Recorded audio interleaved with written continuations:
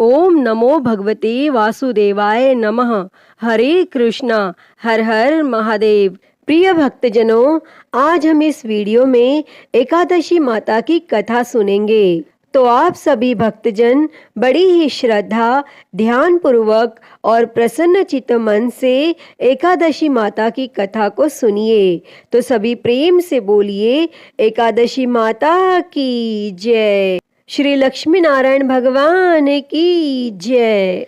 एक बार एक राज्य में एक राजा रहता था। राजा बहुत ही बुद्धिमान और बलशाली था। राजा सदा ही अपनी प्रजा का बहुत अच्छे से ध्यान रखता था। प्रजा भी राजा को बहुत पसंद करती थी। राजा की 2 बेटियां थी। राजा अपनी दोनों बेटियों से बहुत प्रेम करता था।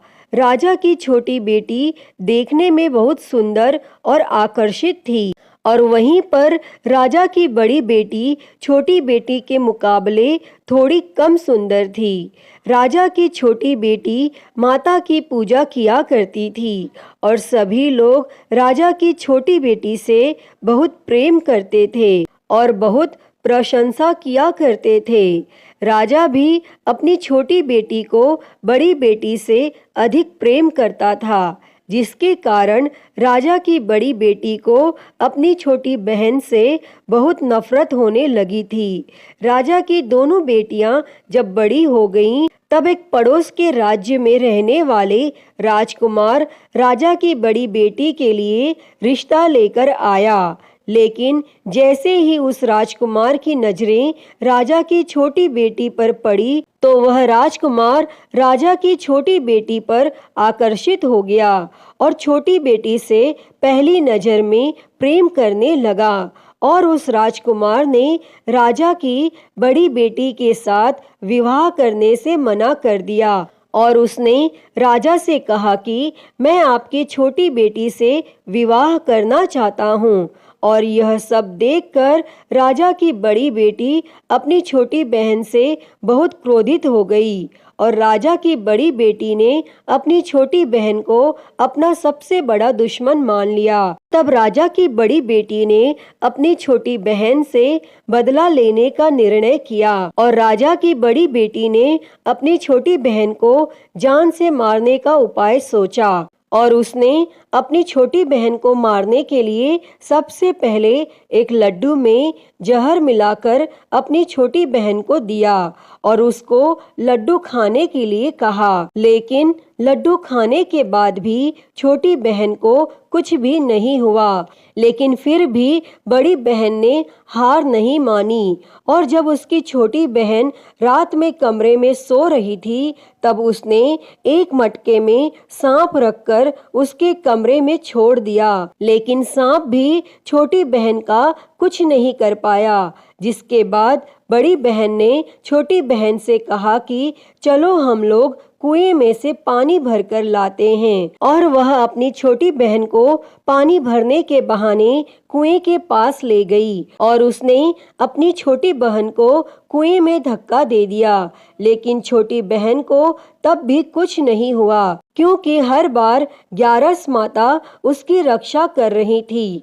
और उधर बड़ी बहन अपने सारे प्रयास के बाद भी असफल हो रही थी, जिससे वो बहुत क्रोधित हो गई। और फिर उसने अपनी छोटी बहन के पास जाकर उससे प्रश्न किया कि मेरी छोटी बहन, क्या तुमको पता है कि भगवान ने सबकी मृत्यु एक निश्चित समय पर लिखी हुई है, और कैसे तुम्हारी या मेरी मृत्यु होगी, क्या यह तुम जानती हो? तब छोटी बहन ने अपनी बड़ी बहन को बताया कि हाँ दीदी, मैं जानती हूँ मेरी मृत्यु कैसे होगी। और छोटी बहन से यह सब बातें सुनकर बड़ी बहन मन ही मन बहुत प्रसन्न होने लगी, और उसने अपनी छोटी बहन से कहा कि तो तुम मुझे अपनी मृत्यु का राज बताओ।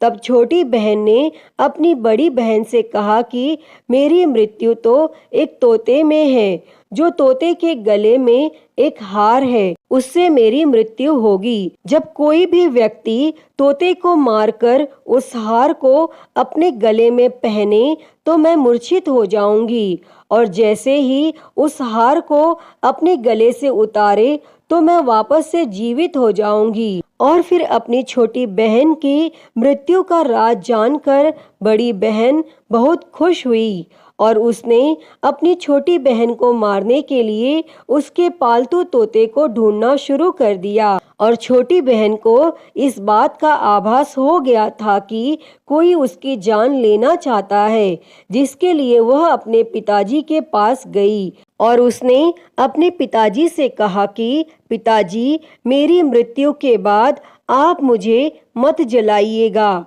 आप मुझे अपनी पुरानी वाली हवेली में एक पलंग में लेटाकर छोड़ दीजिएगा। तब अपनी छोटी लड़की की यह बातें सुनकर राजा बहुत आश्चर्यचकित हो गया और राजा ने अपनी छोटी बेटी से पूछा कि बेटी, तुम यह क्या कह रही हो? तब राजा की छोटी बेटी ने बताया कि पिताजी, समय किसी के लिए नहीं रुकता, क्या कब किसको हो जाए इसका किसी को कुछ नहीं पता। फिर राजा ने अपनी छोटी बेटी से कहा कि तुम ऐसी बातें क्यों करती हो? 2-3 दिन के बाद तो तुम्हारा विवाह है।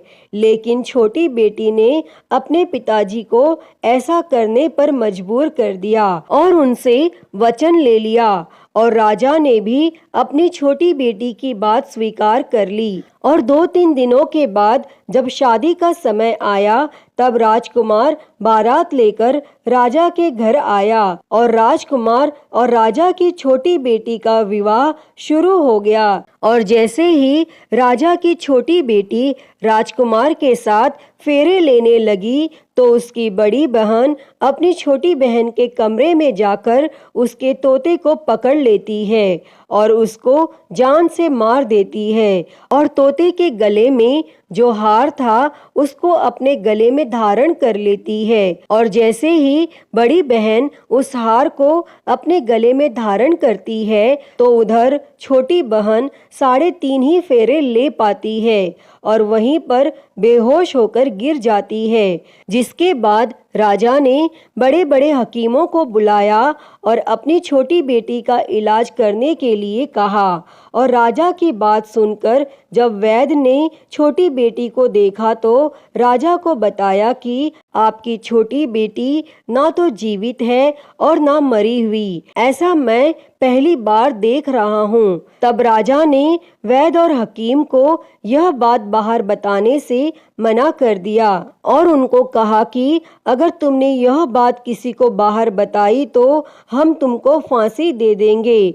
और राजा ने अपनी छोटी बेटी को पुराने महल में जाकर एक पलंग में लेटा दिया और वहां पर कुछ सैनिकों को तैनात कर दिया। इसके बाद राजा वापस अपने महल पर आ गया और राजा की बड़ी बेटी अपने पिताजी के पास आई और कहने लगी कि पिताजी, अगर यह शादी संपन्न नहीं हुई तो आपकी इज्जत का क्या होगा? आप कहें तो मैं आपकी इज्जत बचाने के लिए राजकुमार से शादी करने के लिए तैयार हूँ। जिसके बाद राजा ने अपनी बड़ी बेटी की बात मान ली और राजा ने बड़ी बेटी को छोटी बेटी के कपड़े पहनाकर मंडप में भेज दिया। लेकिन राजकुमार यह जान गया कि यह राजा की छोटी बेटी नहीं है बल्कि यह राजा की बड़ी बेटी है।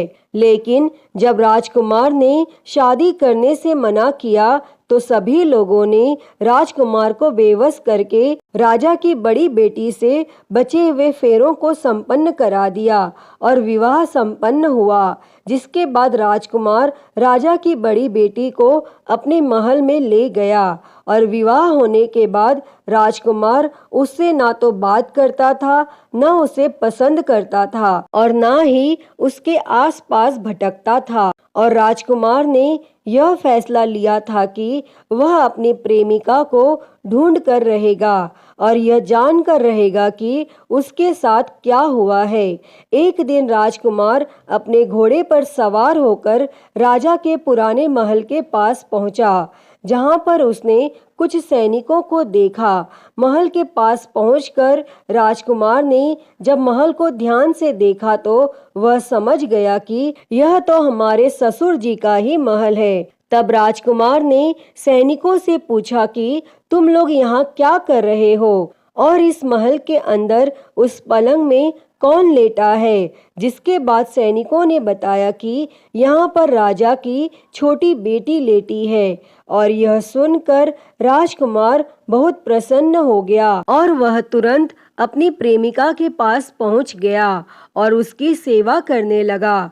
जैसे ही रात हुई तो राजा की छोटी बेटी उठकर खड़ी हो गई और राजकुमार यह देखकर बहुत खुश हो गया और उसने अपनी प्रेमिका से पूछा कि तुम यहाँ क्या कर रही हो, तुम मेरे साथ मेरे घर चलो। तब राजा की छोटी बेटी ने राजकुमार को सारी बातें बता दी कि मेरी जान एक तोते में बसती थी और मैंने यह बात सिर्फ अपनी बड़ी बहन को बताई थी और मुझे पता है कि उसने ही मुझे मारने का प्रयास किया है। उसके पास एक हार है जिसको वह सुबह पहन लेती है और रात को उतार देती है। जब तक वह हार को पहन कर रखती है तब तक मैं मूर्छित रहती हूँ और जैसे ही वो हार को उतार देती है तो मैं जीवित हो जाती हूँ और जब तक मेरी बड़ी बहन के पास वो हार रहेगा तब तक मैं ऐसे ही जीवित और मूर्छित होती रहूंगी। अगर मेरी बड़ी बहन के पास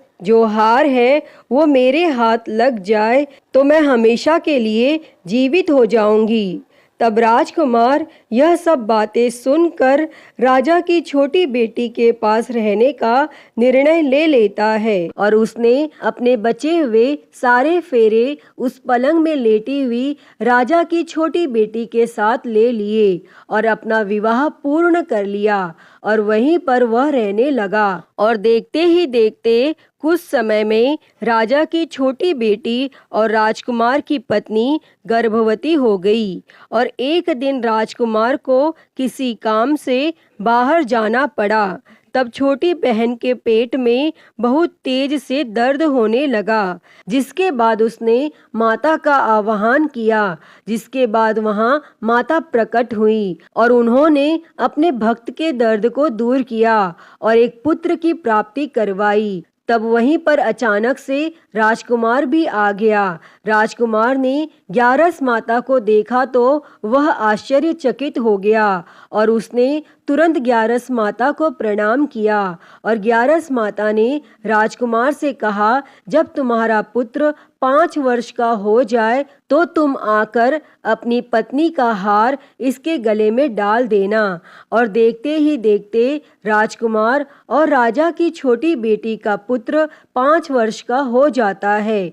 तो राजकुमार अपने बेटे से कहता है कि बेटा, मैं कुछ काम से बाहर जा रहा हूँ, तुम अपनी माता का ध्यान रखना। और वह वहाँ से चला जाता है और राजकुमार को बाहर निकलता हुआ बड़ी बहन के सैनिक देख लेते हैं और बड़ी बहन को जाकर सारी बातें बता देते हैं। जिसके बाद बड़ी बहन अपनी छोटी बहन के पुत्र को वहाँ से उठवा लेती है और उसको मरवा देती है। छोटी बेटी के पुत्र के 2 टुकड़े करवा देती है। पहला टुकड़ा चक्के के पास छुपा देती है और दूसरा टुकड़ा अपने पलंग के नीचे रख लेती है। और तब ग्यारस माता भिखारी का रूप लेकर आती हैं और एक भिखारी का रूप रखकर बड़ी बहन के पास चली जाती हैं। जिसके बाद वहां पर वह भिक्षा मांगने लगती हैं। तो बड़ी बहन अपने नौकरों से कहती है कि जाकर भिक्षा दे दो। लेकिन जैसे ही नौकर ग्यारस माता को भिक्षा देने के लिए आते हैं तो माता उन्हें मना कर देती है और कहती है कि मैं तुम्हारी महारानी से ही भिक्षा लूंगी। जिसके बाद बड़ी बहन स्वयं ही भिक्षा देने के लिए माता के पास आती है। तब माता एक बिल्ली का रूप लेकर उसके कमरे में चली जाती है और वहां पर छोटी बेटी के पुत्र के 2 टुकड़े को आपस में जोड़ देती हैं और उसे जीवित कर देती हैं और फिर उसे वहां से ले जाती हैं। तब राजकुमार अपने बेटे को लेकर अपनी पत्नी के पास जाता है और उसे कहता है कि तुम इसका ध्यान रखना। अगर तुम इस बच्चे का अच्छे से ध्यान रखोगी तो मैं तुमसे बात करूंगा। और एक दिन राजकुमार अपने बेटे से कहता है कि तुम अपनी माता से उनके गले का हार मांग लो। तो अपने पिता की बात मानकर राजकुमार का बेटा अपनी माता जी के पास जाता है और कहता है कि माता, मुझे तुम्हारा हार चाहिए। और यह सुनकर पहले तो बड़ी बहन बहुत क्रोधित होती है, पर उसको यह याद आता है कि राजकुमार ने कहा था कि अगर मैं इस बच्चे का ध्यान अच्छे से रखूंगी